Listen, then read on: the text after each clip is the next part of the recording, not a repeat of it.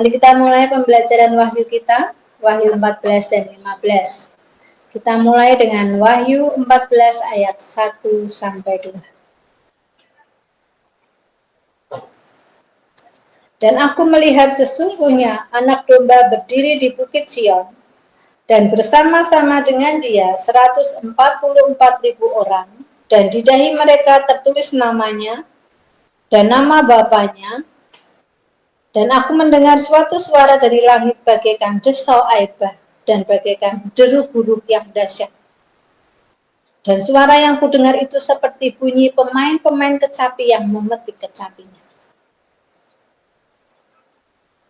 Ini adalah pemandangan yang dilihat Yohanes di surga, yaitu Tuhan Yesus berdiri di bukit Sion atau Yerusalemnya yang di surga ya, dan diikuti oleh 144.000 orang, yaitu orang Yahudi yang ikut pengangkatan. Masih ingat jumlahnya toh? Di Wahyu berapa kemarin saya lupa. Dan di dahi mereka tertulis nama Bapa dan nama Tuhan Yesus. Lalu Yohanes mendengar suara menderu seperti air bah dan suara guruh yang dahsyat. Artinya suara itu sangat keras karena dinyanyikan oleh 144.000 orang. Bisa bayangkan ya betapa dahsyatnya. Seperti suara air bah dan suara guruh. Tapi suara itu indah seperti bunyi petikan kecapi. Jadi seperti konser yang sangat meriah ya. Kita membayangkan saja apa yang dilihat Yohanes.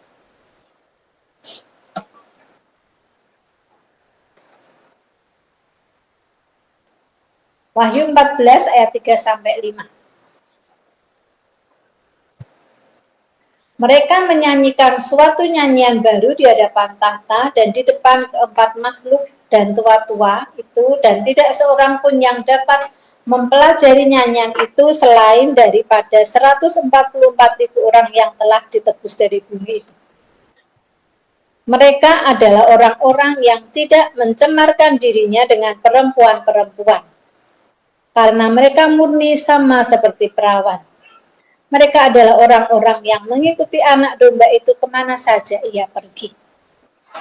Mereka ditebus dari antara manusia sebagai korban-korban sulung bagi Elohim dan bagi anak domba itu.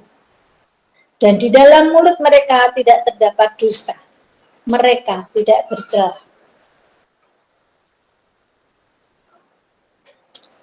Mereka menyanyikan suatu nyanyian baru di hadapan tahta Elohim ya. Tadi ada keempat makhluk, ada tua-tua. Ingat ya, tahta Elohim itu ada Bapa, ada Tuhan Yesus, ada keempat makhluk, tunggangannya Bapa, ada 24 tua-tua sebagai penyembah. Ya, mereka menyanyikan itu di hadapan tahta Bapa Yahweh. Dan tidak ada seorang pun yang bisa mempelajari lagu itu selain dari 144 orang tadi. Artinya apa? Bahwa orang Yahudi yang ikut pengangkatan itu mendapat perlakuan khusus. Kan orang Yahudi dulu, masih ingat tidak ya?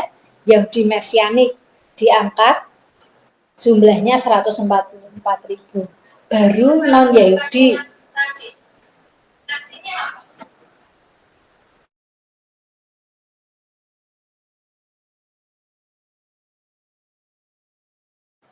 Lalu dilanjutkan yang diangkat adalah bangsa non-Yahudi.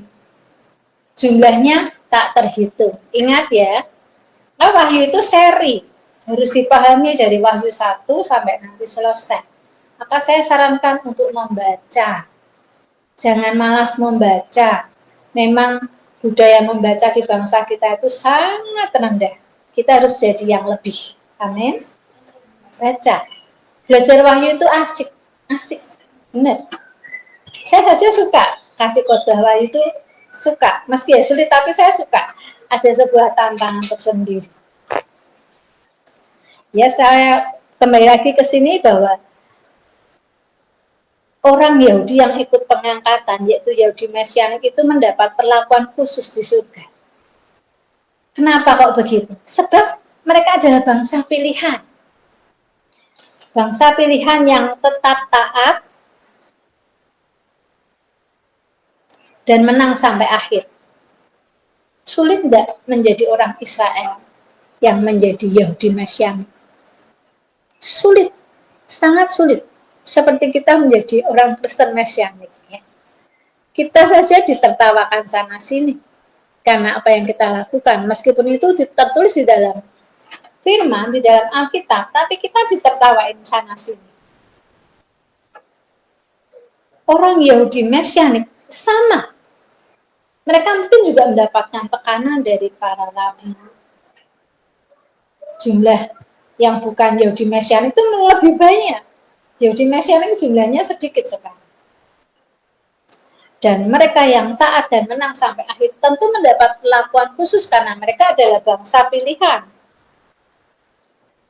Mereka ditebus dari antara manusia sebagai persembahan yang sulung. Yang sulung artinya apa? Yang pertama, bagi Elohim dan bagi anak domba. Sebab memang mereka itu anak sulung Elohim di bumi. Benar enggak? Kita enggak boleh iri. Kita tidak bisa iri. Tidak bisa dan tidak boleh. Mereka punya hak istimewa. Di dalam mulut mereka tidak ada dusta dan mereka tak bersela dan mengikuti Tuhan Yesus kemanapun perginya. Nah, orang Yahudi yang dipilih yang mengikuti juru selamatnya. Ya. Mereka menjadi yang pertama.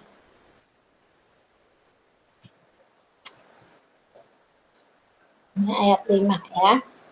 Lalu kita lanjutkan di Wahyu 14 ayat 6 sampai 7.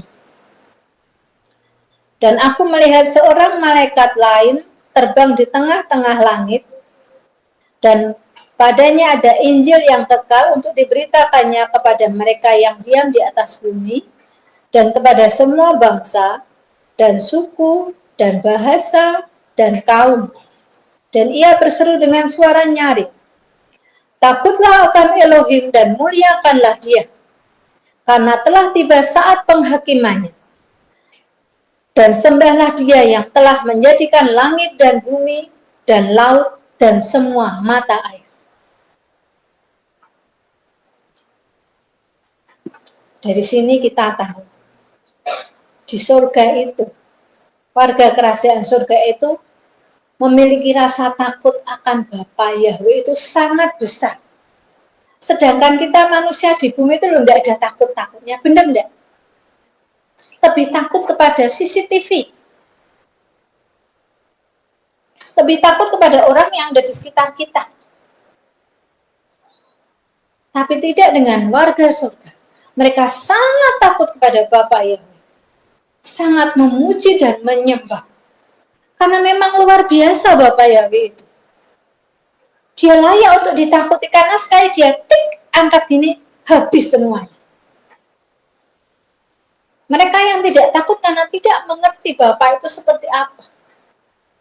Karena pengajaran kasih karunia yang berlebihan, yang mengatakan asal percaya Tuhan Yesus saja semua selamat, itu membuat orang tidak takut Tuhan. Itu sangat menyesatkan.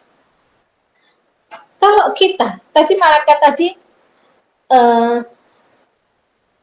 bawa Injil ya, bawa Injil yang kekal yang untuk diberitakan kepada mereka yang diam di bumi ini. Saya mau kasih tahu, kalau kita mau menginjili orang lain, injili secara utuh, perkenalkan Bapa itu secara utuh. Bapa itu tidak hanya murah hati, panjang sabar, penuh belas kasihan, tapi ada di belakangnya. Bapa itu adil, Bapa itu cemburuan, Bapa itu mudah murka. Jadi orang itu bisa mencintai dan memiliki rasa takut. Seperti kita mengasihi ayah kita, tapi kita juga memiliki rasa takut kepada ayah kita. Karena kalau saya kita dipukul, benar enggak?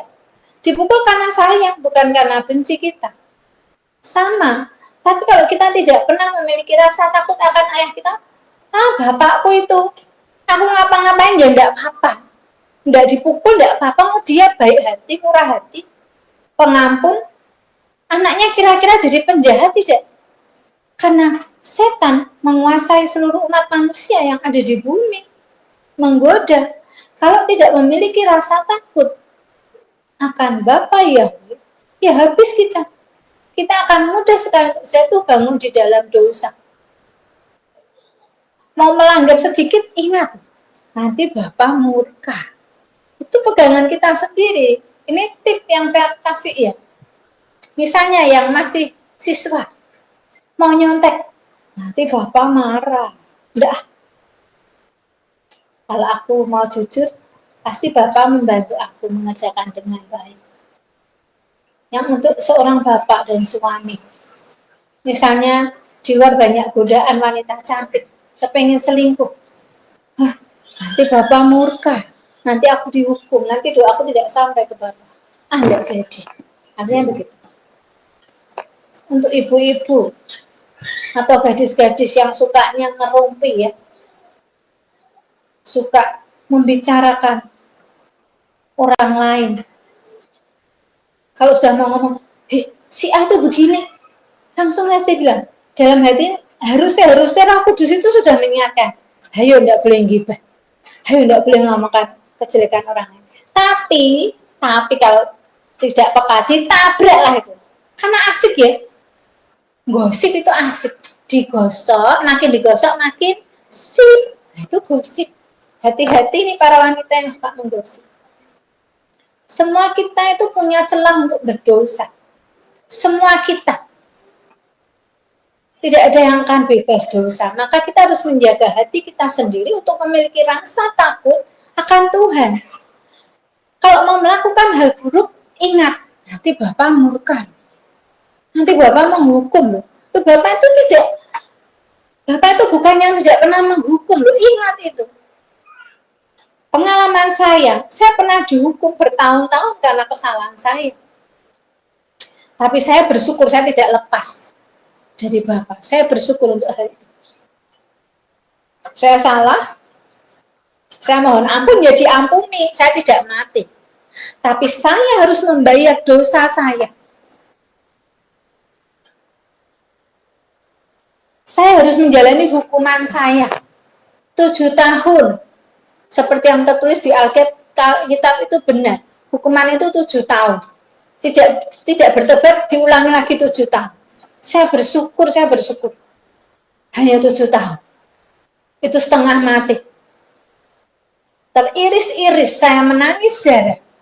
Tapi saya bersyukur saya tidak lari ke tempat lain, tapi saya tetap lari kepada Bapa kita dan kepada Tuhan Yesus.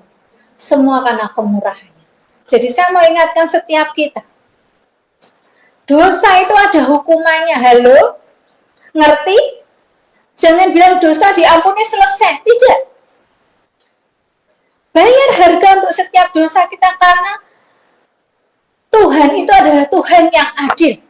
Saat kita meletakkan beban 1 kilo di kepala orang, Tuhan akan meletakkan kembali beban 1 kilo itu di kepala kita.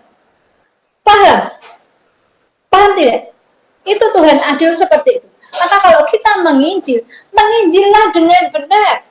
Jangan nanti supaya jemaatnya banyak, percaya saja. Supaya jemaat gerejanya banyak. Salah itu menyesatkan, itu berdosa seperti itu.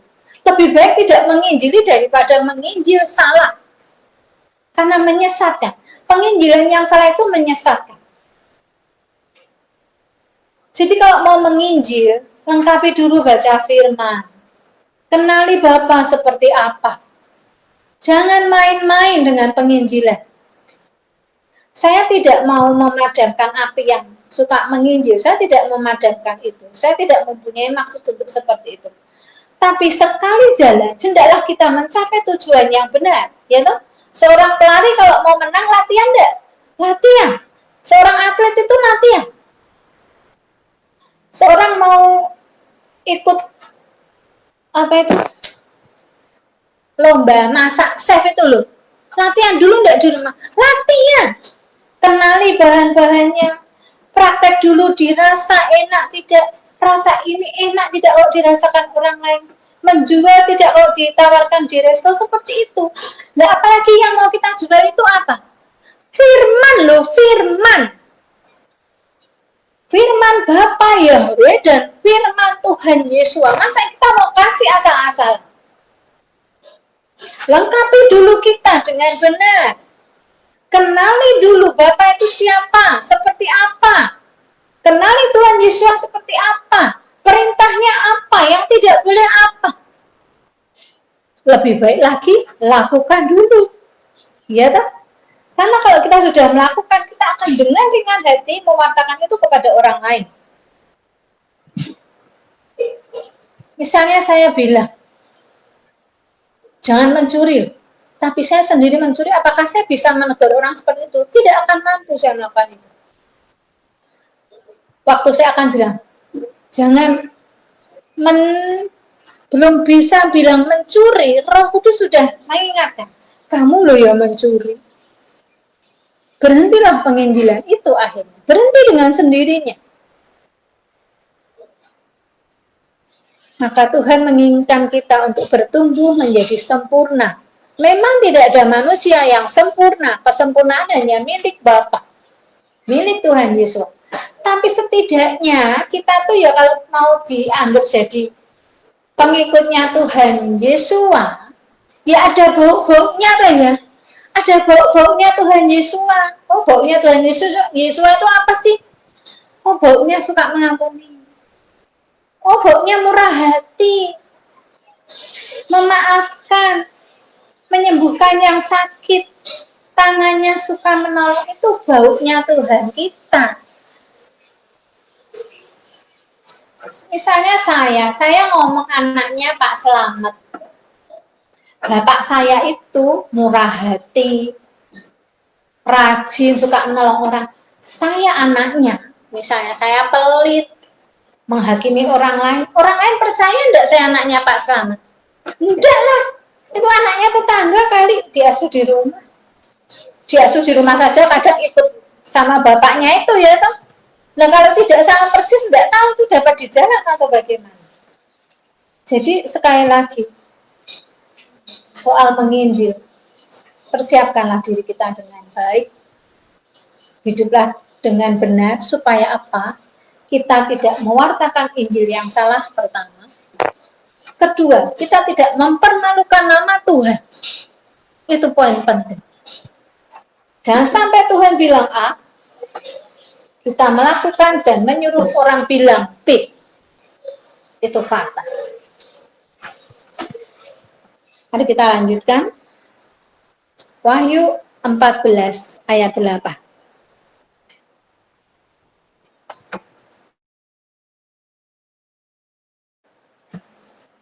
Dan seorang malaikat lain, malaikat kedua, menyusul dia dan berkata, sudah rubuh Babel, kota besar itu, yang telah memabukkan segala bangsa dengan anggur hawa nafsu cabulnya. Sebelum saya membahas ayat ini, saya mau kasih gambar. Mungkin ada yang belum tahu. Di dalam keterangan Alkitab di buku bagian belakang, itu ada tulisannya ya, Babel adalah nama samaran untuk kota Roma. Jadi saya tidak mengada-ada ya, karena itu tertulis di Alkitab di belakang, dilihat di kamusnya itu. Maka saya foto supaya tahu bahwa saya tidak mengada-ada. Dalam kitab Wahyu, Babel adalah nama samaran untuk Roma. Silakan ini dipahami saja untuk Anda sebagai pendengar. Oke? Dan nubuatan ini akan digenapi nanti di saat masa 3,5 tahun kedua, masa kesusahan besar. Sudah rubuh Babel artinya kehancuran kota Babel. Kota yang telah membuat Elohim begitu murka karena kota itu telah memabukkan segala bangsa dengan anggur hawa nafsu cabulnya. Saudaraku, hawa nafsu cabulnya di sini adalah memiliki arti rohani. Di hadapan Elohim, gereja atau umatnya adalah istri Elohim, kekasih Elohim. Kita ini loh, kita dan gereja-gereja yang benar di hadapan Bapa itu dianggap sebagai istrinya Bapa, kekasihnya Bapa. Perlakuan seorang laki-laki kepada istrinya itu, kalau istrinya selingkuh ngamuk enggak, ngamuk berat. Bahkan banyak di berita-berita itu seorang suami yang cemburu bisa membunuh, banyak tidak?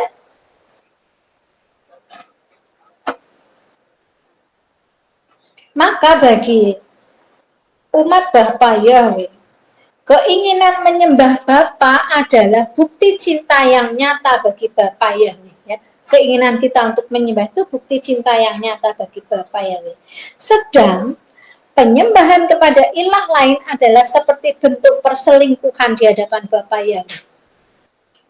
Ini adalah ketidaksetiaan dan hujatan bagi Bapa Yahweh. Penyembahan ilah lain di sini disebut dengan anggur hawa nafsu cabulnya. Karena penyembahan ilah lain ini sangat membuat mabuk umat Elohim. Artinya mabuk apa? Artinya mabuk itu tidak sadar. Jadi banyak doktrin, banyak ajaran yang membuat umat Elohim itu mabuk. Mabuk dengan pengajaran itu. Sehingga mengadakan penyembahan kepada ilah lain, dan ini sangat membuat Bapa Yahweh murka. Maka nanti pada saatnya kota Babel itu akan dihancurkan, hancur dulu lantak dan tidak akan berdiri lagi. Nanti di wahyu selanjutnya, ya. Karena penyembahan ilah lain, yaitu arti mabuk tadi, mabuk menyembah ilah lain itu sangat membuat Bapak Elohim cemburu. Cemburu. Bapak Yahweh itu pengennya tetap nomor satu. Maka dia memberikan hukumnya yang pertama adalah tidak boleh ada ilah lain selain dia. Tidak boleh membuat penyembahan berhala selain harus menyembah dia. Dia, dan dia. Ngerti ya? Saya lanjutkan ke Wahyu 14 ayat 9 sampai 11. Dan seorang malaikat lain, malaikat ketiga, menyusul mereka dan berkata dengan suara nyaring, jikalau seorang menyembah binatang dan patungnya itu, dan menerima tanda pada dahinya atau pada tangannya, maka ia akan minum dari anggur murka Elohim, yang disediakan tanpa campuran dalam cawan murkanya. Dan ia akan disiksa dengan api dan belerang di depan mata malaikat-malaikat kudus dan di depan mata anak domba. Maka asap api yang menyiksa mereka itu naik ke atas sampai selama-lamanya, dan siang malam mereka tidak henti-hentinya disiksa, yaitu mereka yang menyembah binatang serta patungnya itu, dan barang siapa yang telah menerima tanda namanya. Masih ingat Wahyu kemarin ya, tentang nabi palsu dan antikris dan patungnya dan tanda bilangan namanya? Jangan sampai terima itu. Apapun alasannya, jangan terima itu. Lebih baik jadi martir. Karena sudah tertulis dengan jelas siapa yang menyembah patung binatang itu, siapa yang memakai tanda dari nama itu, 666 ya. Bentuknya nanti apa kita belum tahu, entah tato HP, entah apapun. Kita belum tahu karena belum terjadi. Siapa yang memakai itu akan disiksa di api belerang yang tidak pernah padam siang dan malam selama-lamanya.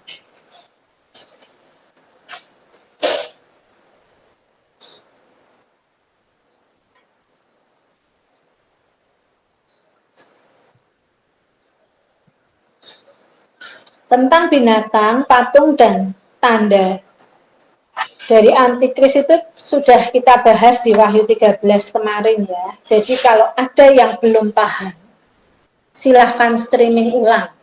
Jangan malas untuk streaming. Dengarkan khotbah, jangan dengarkan drakor terus. Jangan dengarkan lagu-lagu yang nggak benar terus. Streaming yang menyegarkan roh, itu kita sedang kasih makan. Jadi kalau belum paham, ya diulangi. Kalau perlu berjanji, aku mau belajar Wahyu 1 sampai nanti selesai. Dan ini sudah sampai Wahyu 14 loh. Semoga kalian sudah paham yang 1 sampai 14. Kalau belum, iya streaming ulang dong, ada YouTube Live. Semangat deh. Ada amin? Semangat. Nanti yang di sini yang mendengar secara online semangat belajar semuanya akan jadi berhikmat.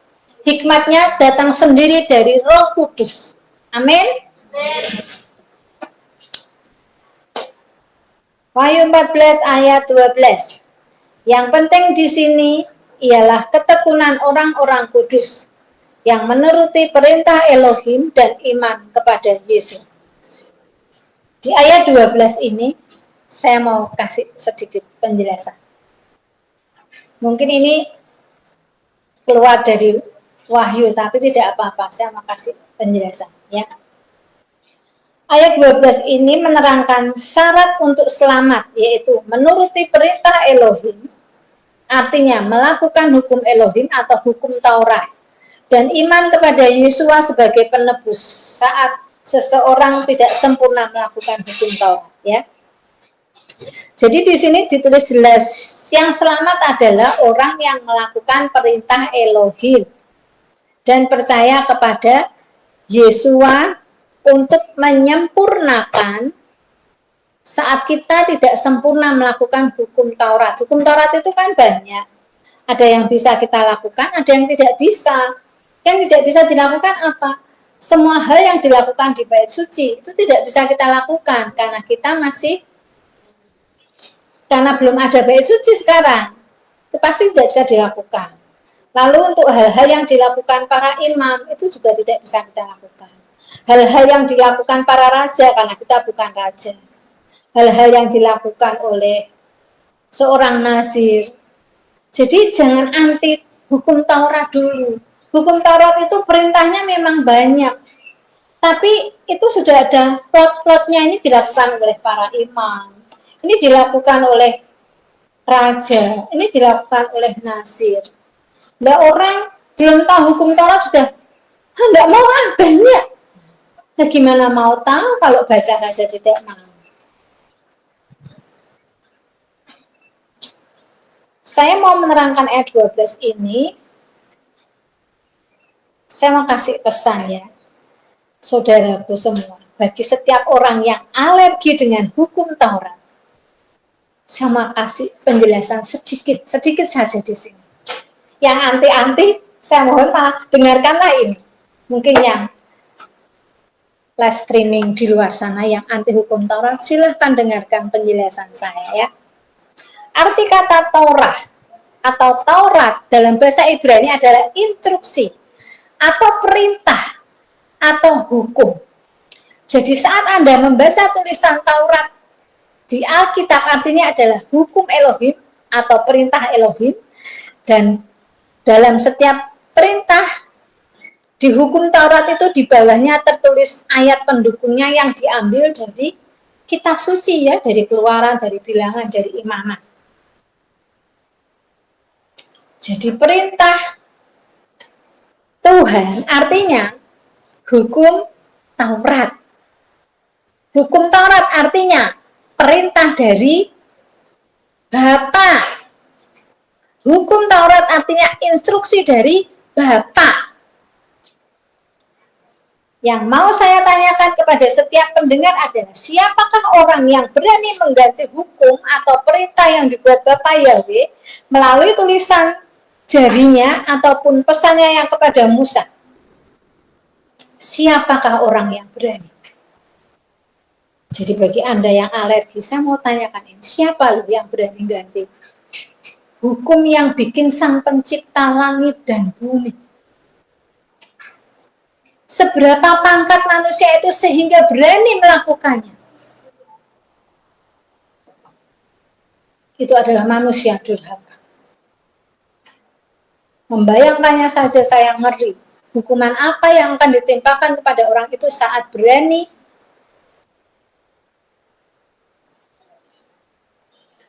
membatalkan hukum Bapa. Itu undang-undang yang ditulis Bapa untuk seluruh umat manusia. Bapa yang menciptakan langit dan bumi.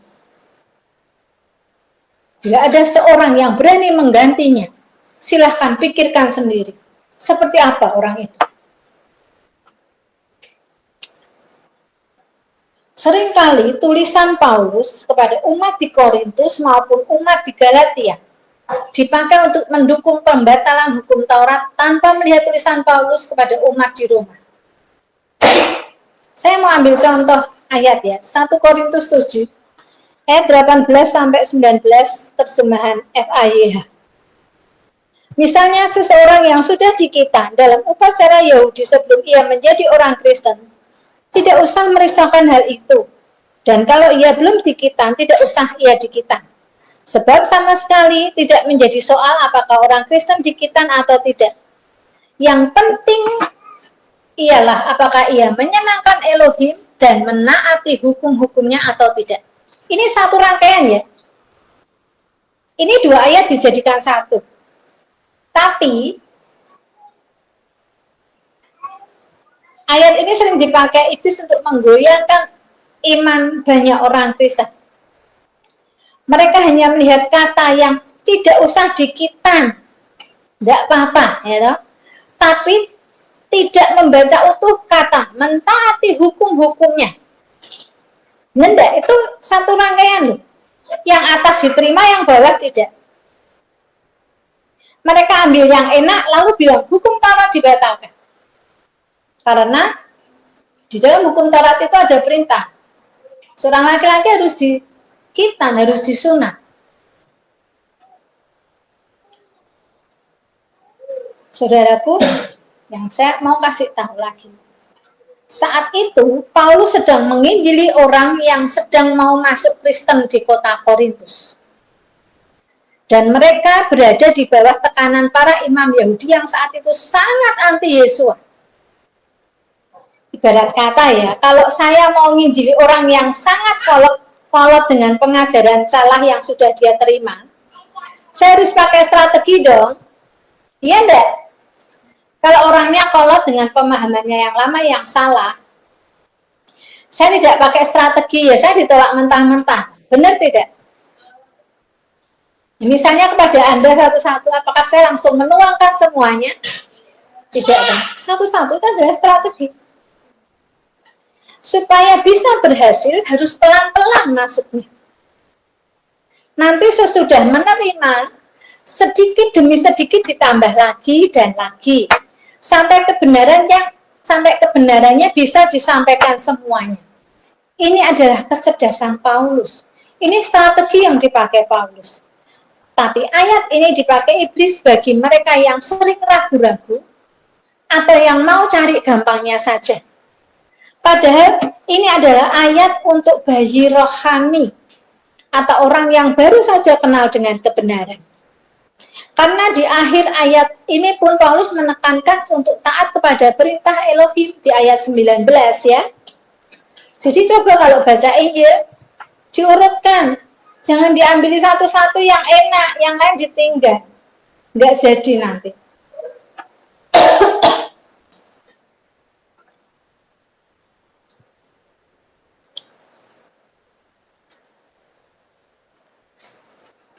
Nah nanti kalau sudah mau menerima Yesua dan percaya dengan pengajaran yang benar dan baru ini, baru diberi muatan tambahan bahwa Yesua menggenapi hukum Taurat yang kita tidak mampu lakukan, ya, yang kita tidak mampu lakukan loh, bukan yang kita tidak mau lakukan. Ini berbeda enggak? Berbeda enggak?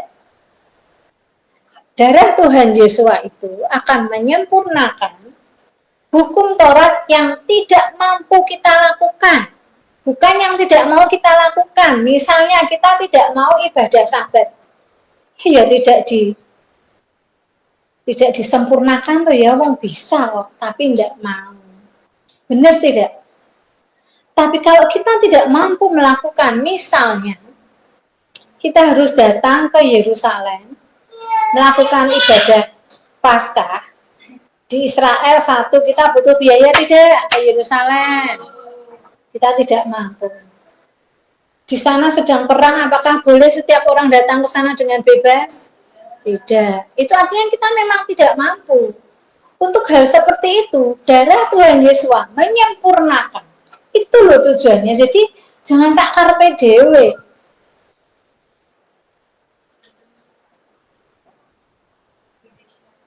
Apa?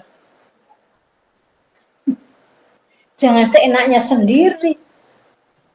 Ngambil ayat semaunya. Misalnya ada korban roti yang harus dipersembahkan di bait suci. Apakah kita mampu? Ya tidak. Ini disempurnakan oleh Tuhan Yesus. Tapi kalau ada perintah, disuruh membaca Taurat siang dan malam, bisa tidak? Bisa. Kalau tidak mau berarti disempurnakan dengan darah Tuhan Yesus enggak? Enggak, karena malas.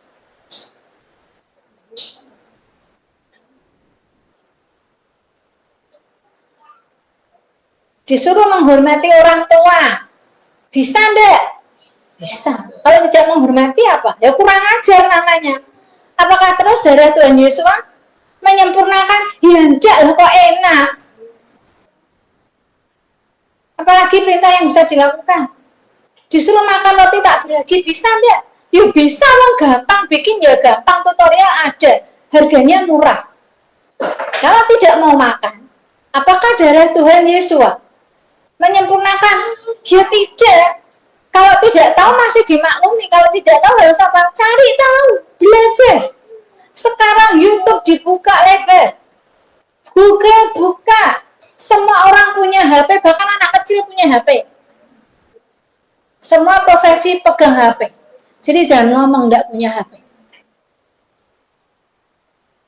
Kalau ada yang tidak punya HP, tilik diri sendiri. Kenapa? Bapak belum memberkati Anda dengan sebuah HP. Maaf ya untuk hal ini. Tapi tiliklah diri, karena Bapak memberkati semua orang yang taat. Apalagi hanya HP kecil buat Bapak. Apalagi kalau HP-nya untuk sesuatu yang benar dan baik. Amin? Ada amin? Paham? Iya, dijahas ngerti amin. Paham tidak dengan yang saya maksud?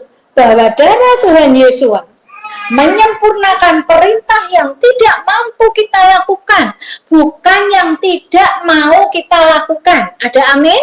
Amin. Ada semangat? Semangat. Ada semangat?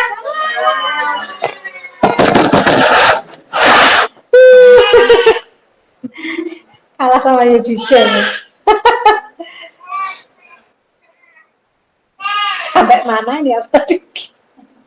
Malah ngomong terlalu banyak.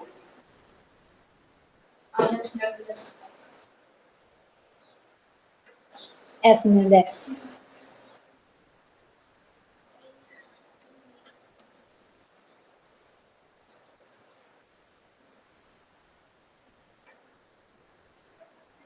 Jadi kembali lagi ke surat Paulus ya. Surat Paulus yang disampaikan sepertinya bertentangan satu sama lain. Itu bukan karena Paulus pelintang. Tapi Paulus itu cerdas. Dia memiliki strategi untuk mencari banyak jiwa dan berhasil dengan hal itu.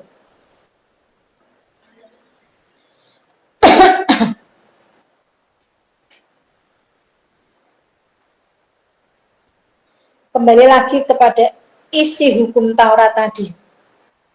Kalau kita baru memperkenalkan kepada orang yang baru masuk, artinya masih bayi rohani, ya jangan semua ditumpahkan. Kamu harus begini, kamu harus begitu, kamu tidak boleh ini, kamu tidak boleh itu. Lari semua tidak, lari. Nanti tidak ada yang selamat. Kita salah dengan itu. Kita harus cerdik seperti ular dan tulus seperti merpati. Cerdik seperti ular artinya kita harus pakai strategi, dan tulus seperti merpati artinya tujuan kita yang utama adalah untuk menyelamatkan mereka. Jangan dipisah loh ya, cerdik tak enggak boleh, tulus tak enggak boleh. Tulus tak sering hancur, cerdik tak jadi jahat. Kalau Tuhan sudah kasih ayat 1, jangan dipisah-pisah. Cerdik seperti ular dan tulus seperti merpati. Itu saling menguatkan. Surat-surat Paulus yang menyatakan bahwa dia tidak membatalkan hukum Taurat ini diperkuat dengan tulisannya kepada umat di Roma. Umat di Roma adalah orang yang tidak kenal hukum Taurat. Paulus mengingatkan untuk melakukan hukum Taurat. Beda ya. Di Roma 2 ayat 13. Karena bukanlah orang yang mendengar hukum Taurat yang benar di hadapan Elohim, tetapi orang yang melakukan hukum Tauratlah yang akan dibenarkan. Tadi kayaknya kan dibatalkan toh. Lalu Roma 3:31. Jika demikian, adakah kami membatalkan hukum Taurat karena iman? Sama sekali tidak.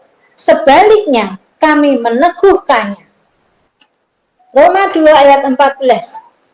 Apabila bangsa-bangsa lain yang tidak memiliki hukum Taurat oleh dorongan diri sendiri melakukan apa yang dituntut hukum Taurat, maka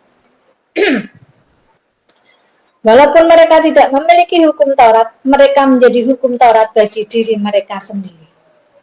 Masakan Paulus pelin-pelan? Enggak dong, ya. Tentu tidak. Paulus berbicara sesuai keadaan jemaat di wilayah itu saat itu. Karena dia menginjili bangsa Yahudi dan bangsa non-Yahudi. Tolong pahami ini. Saya mau kasih satu ayat lagi tentang hukum Taurat ini ya. Ada juga ayat yang membuat bingung ini. Efesus 2 ayat 15. Ini sering mendatangkan perbantahan. Sebab dengan matinya sebagai manusia, ia telah membatalkan hukum Taurat dengan segala perintah dan ketentuannya, untuk menciptakan keduanya menjadi satu manusia baru di dalam dirinya, dan dengan itu mengadakan damai sejahtera. Ini ditulis di terjemahan TB ini, membatalkan hukum Taurat. Mari kita buka terjemahan selain dari TB.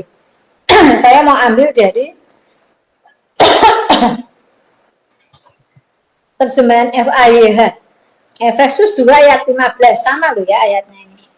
Dengan kematiannya, ia meniadakan permusuhan yang timbul di antara kita. Karena adanya hukum-hukum Yahudi yang mengutamakan orang Yahudi dan menyisihkan orang bukan Yahudi. Sebab ia mati untuk menghapuskan seluruh sistem hukum Yahudi. Seluruh sistem hukum Yahudi ya, bukan hukum Taurat. Ini artinya tradisi. Kemudian kedua golongan yang bermusuhan itu dijadikannya anggota-anggota tubuhnya sendiri. Dengan demikian mereka dipersatukan menjadi satu manusia baru dan akhirnya perdamaian pun tercapailah. Beda tidak? Sangat berbeda. Tidak ada kata membatalkan hukum Taurat karena yang dimaksud di sini adalah hukum tradisi Yahudi yang seringkali membuat perpecahan karena hukumnya orang Yahudi itu membuat bangsa Yahudi itu superior daripada bangsa lain. Misalnya seperti sunat tadi. Kenapa dibikin ribut?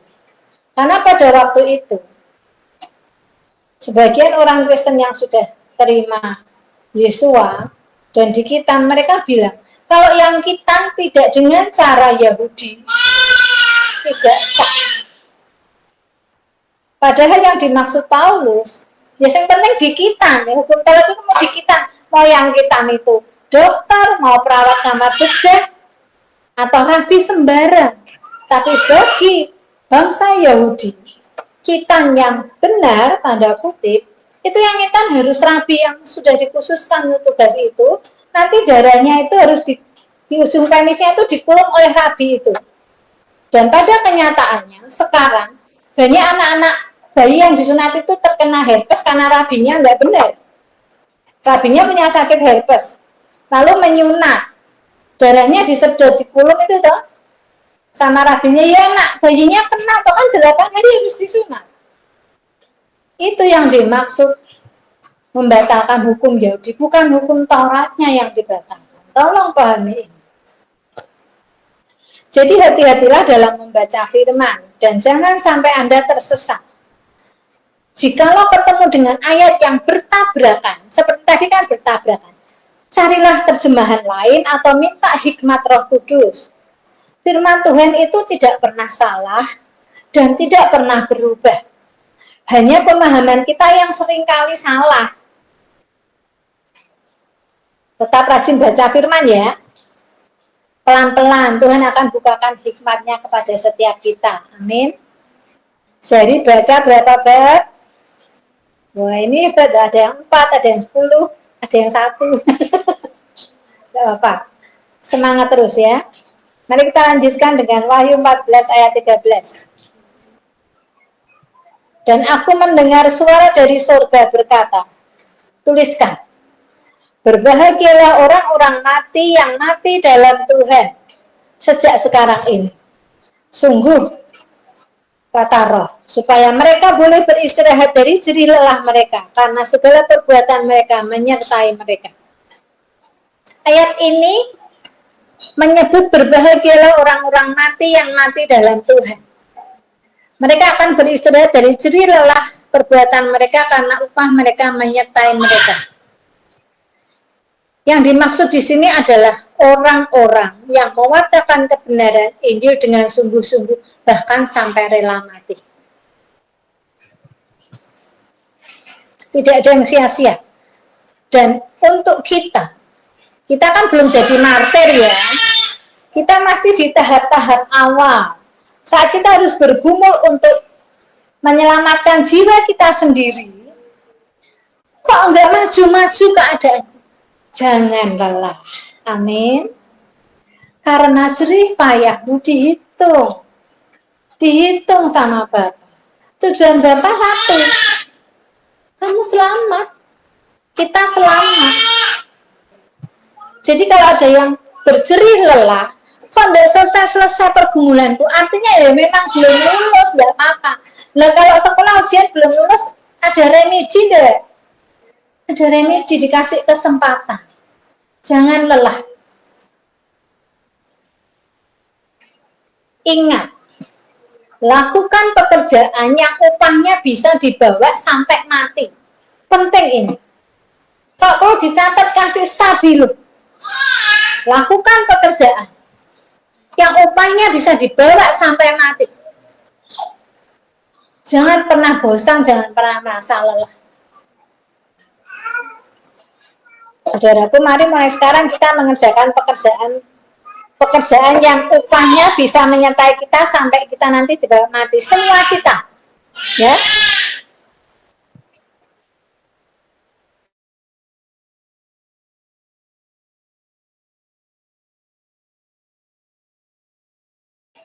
Kita lanjutkan Wahyu 14 ayat 14. Dan aku melihat, sesungguhnya ada suatu awan putih dan di atas awan itu duduk seorang seperti anak manusia dengan sebuah mahkota emas di atas kepalanya dan sebilah sabit tajam di tangannya.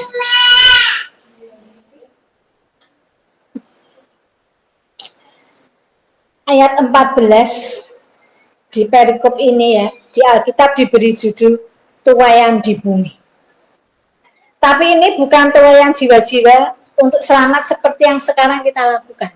Ya, kalau sekarang kita sedang menuai jiwa-jiwa untuk selamat. Di masa ini, tuaiannya berbeda.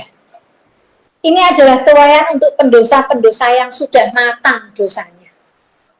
Yang sudah tidak bisa diinjili. Sudah mentok mereka. Dosanya sudah matang dan siap untuk dituai. Jadi beda. Kalau sekarang kita sedang mengadakan penuaian jiwa-jiwa untuk selamat dan kita bawa kepada Tuhan Yesus, kita setorkan kepada Tuhan Yesus, nanti dikirimkan kembali kepada Bapa Yahweh. Lah besok ini Tuhan Yesus sendiri yang menuai, tapi pakai sabit. Mengerikan. Saat itu, saat nanti, Tuhan Yesus itu datang bukan sebagai juru selamat, tapi sebagai raja segala raja dan hakim yang adil yang berkuasa menghukum para pendosa. Istilah kata, tidak ada maaf bagimu, tidak ada ampun bagimu, hanya sabit yang bisa berbicara denganmu. Istilah katanya seperti itu. Ya. Kita lanjutkan Wahyu 14 ayat 15 sampai 16. Maka keluarlah seorang malaikat lain dari bait suci dan ia berseru dengan suara nyaring kepada dia yang duduk di atas awan itu. Ayunkanlah sabitmu itu dan tuailah, karena sudah tiba saatnya untuk menuai. Sebab tuayan di bumi sudah masak. Dan ia yang duduk di atas awan itu mengayunkan sabitnya ke atas bumi, dan bumi pun dituailah.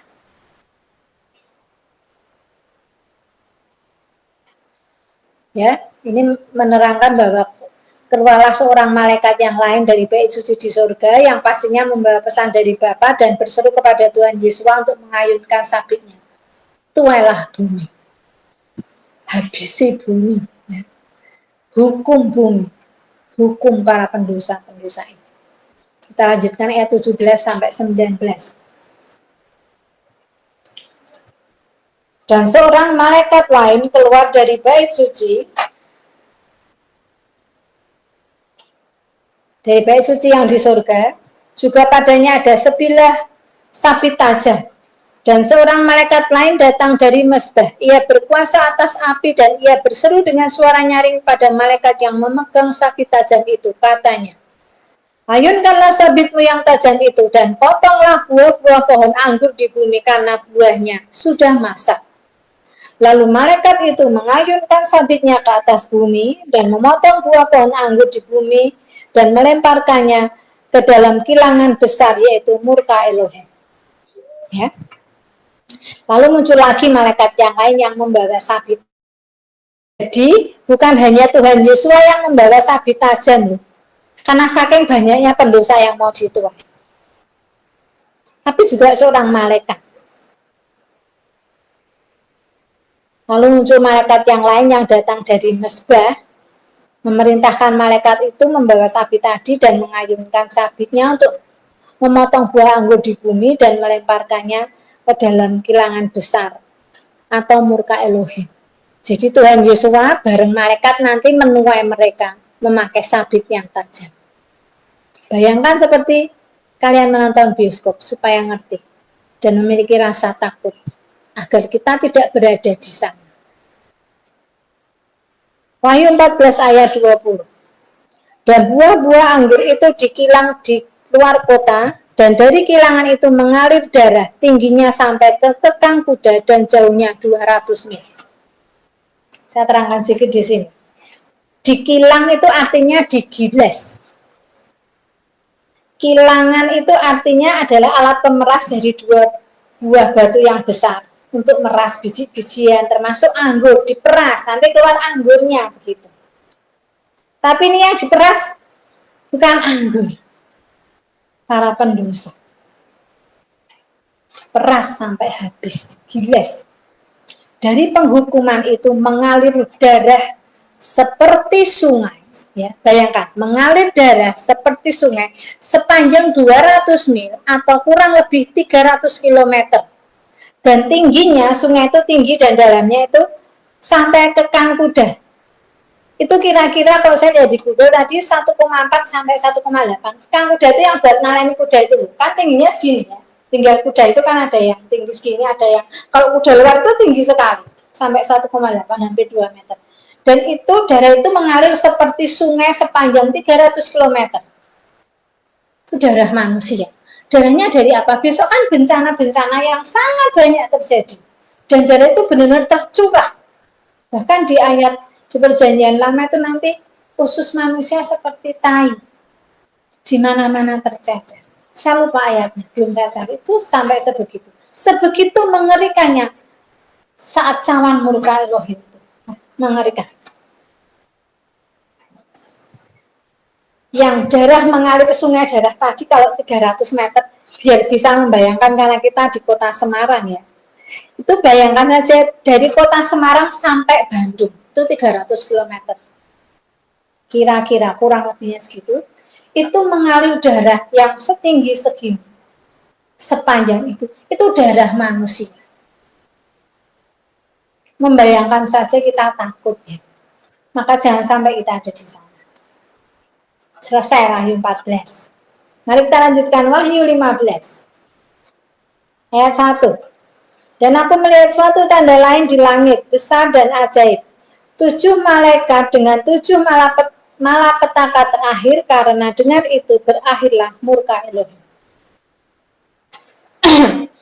Yohanes melihat lagi suatu tanda ajaib yang memperlihatkan peristiwa-peristiwa yang akan datang, yaitu ada 7 malaikat yang diberi tugas membawa 7 malapetaka terakhir. 1 malaikat membawa 1 cawan. Cawan itu isinya bencana, malapetaka, ada hujan es, ada macam-macam. Nanti kita lihat di wahyu selanjutnya. 1 malaikat 1 cawan murka, dan itu 7. Dan nanti kalau 7 malaikat itu selesai, berarti selesailah murka Elohim. Kalau ditambah lagi ya tidak ada. Manusianya sudah habis. Digilas tadi ya. Wahyu 15 ayat 2. Dan aku melihat sesuatu bagaikan lautan kaca bercampur api. Dan di tepi lautan kaca itu berdiri orang-orang yang telah mengalahkan binatang itu dan patungnya dan bilangan namanya. Pada mereka ada kecapi Elohim. Yohanes melihat sesuatu terbentang seperti samudra api dan kaca. Kalau diomong lautan kaca bercampur api, bingung, anggap saja Yohanes itu melihat seperti samudra. Lautan itu samudra, tapi kaca dan api terbentang. Dan di atasnya berdiri semua orang yang telah mengalahkan makhluk jahat, serta patungnya, tandanya, dan bilangannya. Yang sudah menang berada di atas samudra kaca penuh api itu. Di atasnya, memegang kecapi. Kalau memegang kecapi mau apa? Memuji, menyembah. Besok kita loh, hawane pengen muji menyembah Bapa terus, karena ya memang mulia luar biasa. Jadi kalau sekarang masih doya-doya, ayo nyembah muji, sekarang masih doya-doya, enggak apa-apa, jangan bosan. Itu diingatkan satu sama lain, jangan bosan memuji menyembah, karena kita sedang latihan. Mau jadi warga kerajaan surga tidak? Dan mau jadi warga kerajaan surga, sujud aja enggak mudeng. Puji menyembah itu apa? Enggak mudeng. Ya mesti tidak masuk toh ya. Latihan dulu. Selama jiwa kita masih menempel di tubuh kita, itulah waktu dan kesempatan kita untuk melatih diri kita sesuai yang dikehendaki Bapa. Ini kesempatannya, tidak ada kesempatan lain.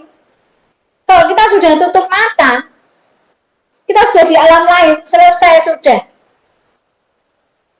Tidak ada jalan kembali. Di sana yang sekarang mau malas-malasan di sana, bahkan kita mau tidur 1 detik pun tidak bisa. Di dunia orang mati disiksa, selesai penghakiman terakhir pindah ke neraka, siksaan yang lebih mengerikan. Itu, maka kesempatan yang masih kita miliki saat jiwa kita masih menempel di tubuh kita ini, gunakan itu dengan sebaik-baiknya. Jangan bosan untuk berjuang, jangan berputus asa, karena semuanya itu ada ujungnya, ya. Semuanya ada masa kadaluarsanya, enggak? Baik berkat sukacita, itu ada selesainya. Baik kesedihan kita, masa peperangan kita, semuanya itu ada ujungnya, dan itu nanti berganti-ganti sesuai perjalanan hidup kita. Jadi jangan mengeluh, kok aku begini terus sih? Kok aku susah terus sih? Kok nggak selesai-selesai sih? Yang aku lakukan kok nggak ada kemajuannya sih? Jangan bilang seperti itu. Jangan, please. Jangan. Kalau semakin kita melakukannya lebih, kan Bapak tadi bilang kita sedang dimurnikan. Kalau melakukannya lebih keras, nanti jadi emasnya tidak hanya 22 karat, tapi 24 karat. Emas murni yang berharga. Amin. Mau jadi emas murni tuh, bukan emas muda tuh. Semangat. Wahyu 15 ayat 3 sampai 4. Dan mereka menyanyikan nyanyian Musa, hamba Elohim, dan nyanyian anak domba bunyinya. Besar dan ajaib segala pekerjaanmu, ya Tuhan, Elohim yang maha kuasa. Adil dan benar segala jalanmu, ya Raja segala bangsa. Siapakah yang tidak takut, ya Tuhan? dan yang tidak memuliakan namamu, sebab Engkau saja yang kudus. Karena semua bangsa akan datang dan sujud menyembah Engkau, sebab telah nyata kebenaran segala penghakiman. Ini adalah nyanyian mereka di surga yang telah menang sampai akhir. Mereka dulu mereka yang nyanyi itu, mereka dulu merasakan sakitnya perjuangan di dalam Tuhan. Sakitnya dihina, sakitnya dikucilkan, sakitnya menangis darah karena harus jujur, karena harus hidup benar. Nggak gampang tuh jadi baik itu. Apalagi jadi baik saja susah, apalagi jadi benar, sangat susah. Mereka dulu merasakan sakitnya, mungkin sakit yang berdarah-darah. Tapi saat mereka mengalami kemenangan, mereka bisa menyanyikan itu.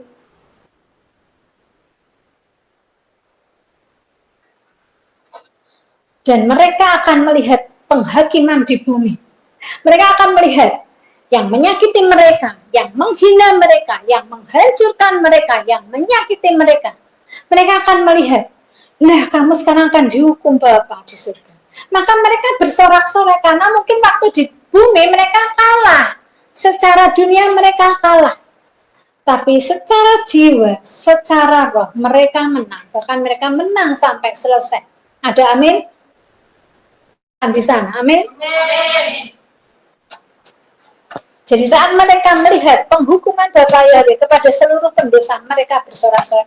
Ini loh, penghakiman Tuhan itu nyata ada. Itu intinya seperti itu. Jadi bagi yang sekarang masih punya pemikiran, kenapa ya yang jahat menang? Kenapa ya yang salah hidupnya lebih mapan dan kaya raya? Mengapa Tuhan? Kita sering begitu ya. Dulu saya begitu. Kayak jahat kok hidupnya mapan ya. Keluarganya kok baik-baik saja. Saya ya begitu. Dulu, sekarang tidak.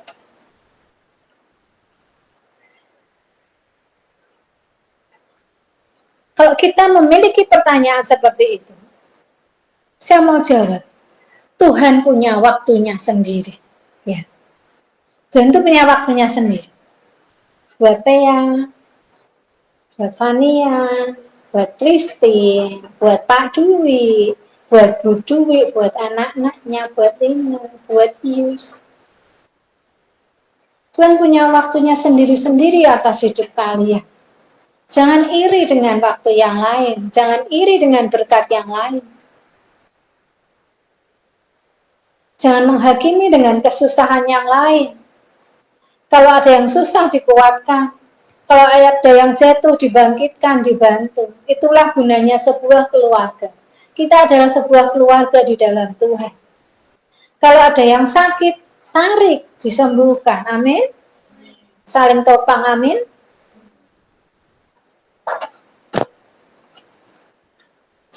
Dan keadilan Tuhan itu nyata bahwa siapapun yang berjuang di dalam Tuhan sampai akhir, upahnya nyata yaitu hidup kekal. Dan siapa yang jahat, pembalasan Tuhan juga mengerikan. Tuhan itu panjang sabar.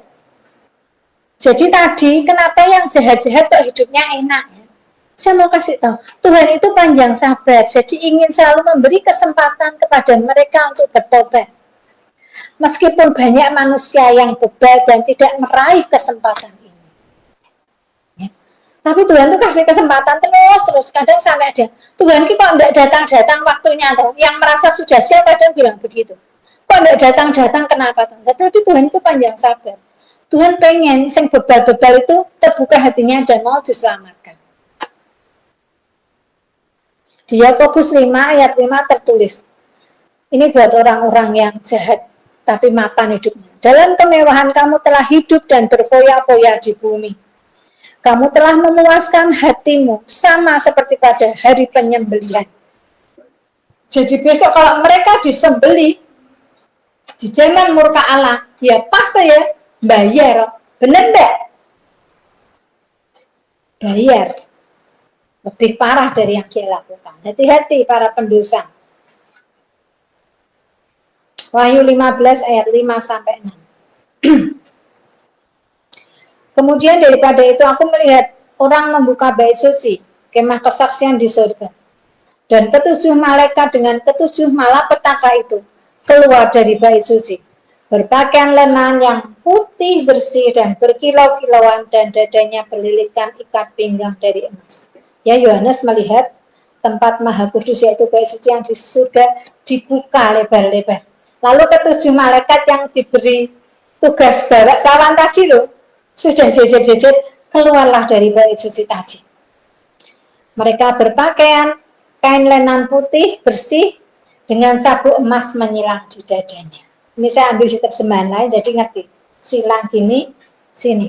Pakaiannya putih, ini bajunya silang, sabuknya emas. Ini butuhnya cari terjemahan lain itu supaya kita ngerti satu dengan terjemahan yang lain. Wahyu 15 ayat 7. Dan satu dari keempat makhluk itu memberikan kepada ketujuh malaikat itu 7 cawan dari emas yang penuh berisi murka Elohim, yaitu Elohim yang hidup sampai selama-lamanya.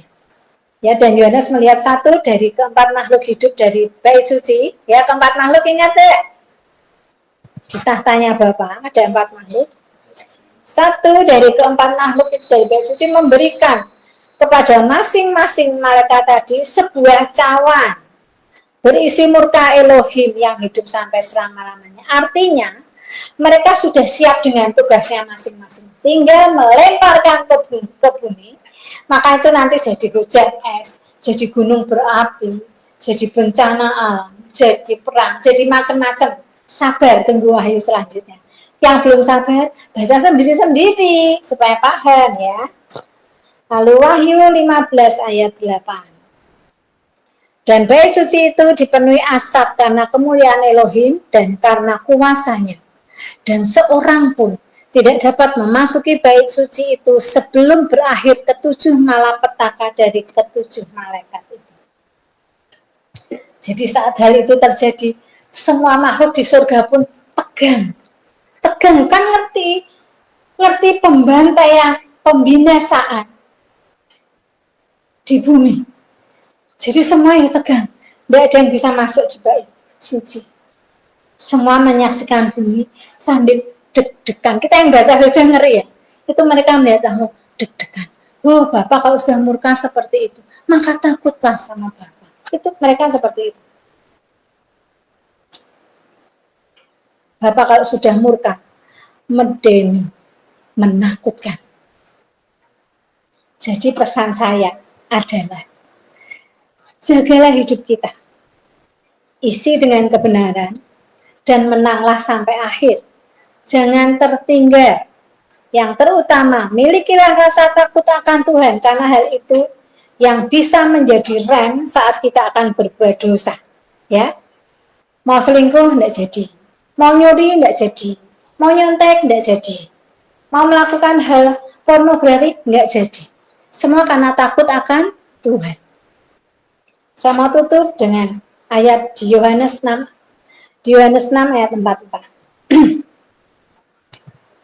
Mungkin kita mikir, kok angel kalau mau selamat? Ya, kok sulit sekali kalau mau selamat? Ya memang standar surga itu sangat tinggi. Tapi ada ayat yang menjadi penghiburan bagi setiap kita. Tidak ada seorang pun yang dapat datang kepadaku jikalau ia tidak ditarik oleh Bapa yang mengutus aku. Dan ia akan kubangkitkan pada akhir zaman. Artinya, kalau kita sampai di titik sekarang ini pun berarti kita sudah dipilih. Amin. Kalau Bapak sudah memilih, apakah Bapak menyerah? Tidak. Bapak tidak akan menyerah sampai akhir, kecuali kita menolak. Ya. Kalau kita istirahat, jatuh, sudah biasa manusia jatuh bangun. Tapi saat kita menolak, hati-hati. Yudas itu yang milih siapa? Tuhan Yesus sendiri.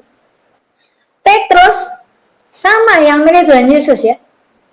Keduanya itu menolak Yesus semua loh.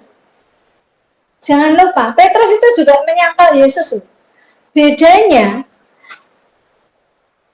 Petrus itu ada di lingkungan teman-temannya yang benar, yang menguatkan dia. Sehingga Petrus bisa menyadari kesalahan dan berbalik. Tapi Yudas apa? Sendirian. Karena sendirian dia menjadi makanan empuk serigala. Maka dia bunuh diri. Dia menolak kemurahan Bapa. Itu yang saya pesankan. Jangan menolak. Jatuh bangun boleh. Tapi jangan keseringan ya, nanti babak belum tidak bisa bangun lagi. Jatuh bangun itu biasa. Tapi jangan keseringan. Tapi jangan sampai menolak Tuhan. Ingat pesan saya. Jangan sampai menolak Tuhan di dalam keadaan seperti apapun. Amin. Semangat semuanya. Bapak Yahweh memberkati. Waktu saya kembalikan kepada WA.